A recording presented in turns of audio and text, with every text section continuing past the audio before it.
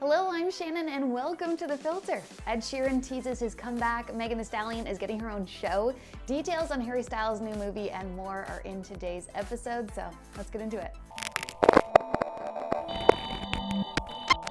It's been rare that we hear from Ed Sheeran these days since he does like to take long breaks in between each album. We did just get a clue though about his comeback. So he went on Instagram to post a childhood photo of himself in an Ipswich Town FC jersey to announce that he's been signed on as next year's shirt sponsor.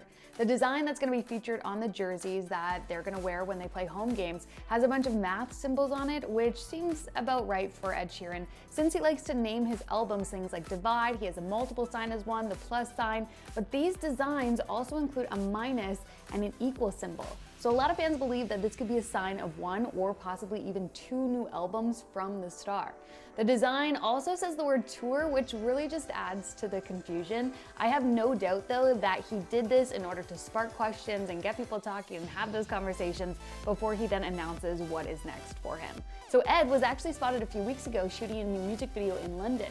He was seen with blonde hair, he was dressed up as a vampire in a pink suit, surrounded by zombies, so whatever his comeback is gonna be, gonna be interesting. We love HarryStyles the singer, but let's focus on HarryStyles the actor for a minute.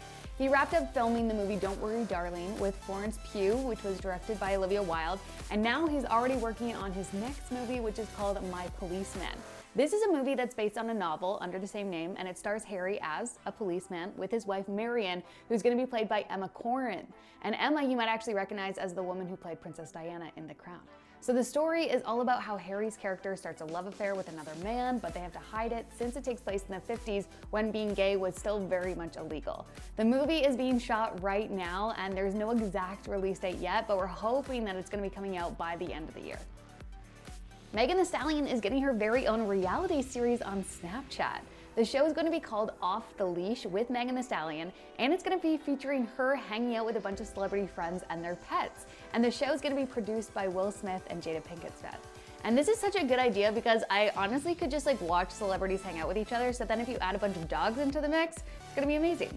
The show is expected to come out later this year.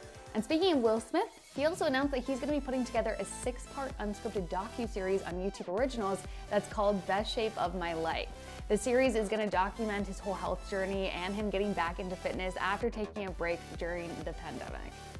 Season 2 of the show Selena, the series, has come out on Netflix, which is all about the life of Selena Quintanilla Perez and her rise to fame. In episode 6 of the new season, there's a scene where a young Beyonce is with her mom and her sister. They see Selena at the mall and they get starstruck. So since the show is based on the true story of Selena, a lot of the fans wanted to know if this is something that actually happened or if it was just put in the show as a storyline. It turns out that this did in fact take place. Beyonce has talked before about the incident, saying that she saw Selena, she got super tongue-tied, starstruck when she saw her, and she just gave her a quick hello. Selena passed away at the age of 23 when she was murdered by her fan club president. Selena would have actually been 50 years old today, so if she was still alive, there is no doubt that her and Beyonce, their paths would have crossed in the music industry if she was still here today. Thank you so much for watching this episode of The Filter. Coming up tonight at 10 o'clock Eastern Standard Time, I'm going to be going on TikTok Live with Tate McRae for a Q&A. So if you have a question for Tate, let us know down in the comments, and she could be answering it tonight. And also make sure that you follow us on TikTok so that you can be notified and you'll see that pop up. Our handle is iHeartRadioCA. And make sure that you subscribe to this channel to stay up to date with the latest music news stories and all the interviews that we come out with constantly for you. I'll see you on Tuesday for a new episode of The Filter.